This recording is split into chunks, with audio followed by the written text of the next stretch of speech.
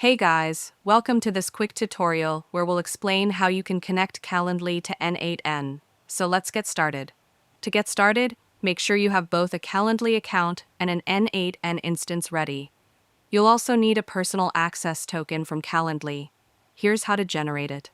First, go to calendly.com and log in, and then open the integrations page now. Find the section called API and webhooks and click the button to generate a personal access token. Then, give your token a name, then copy it.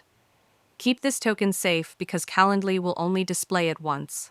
Next, open your N8n dashboard and start a new workflow. Click the plus button to add your first node. In the search bar, type Calendly trigger and select it. A configuration panel will open.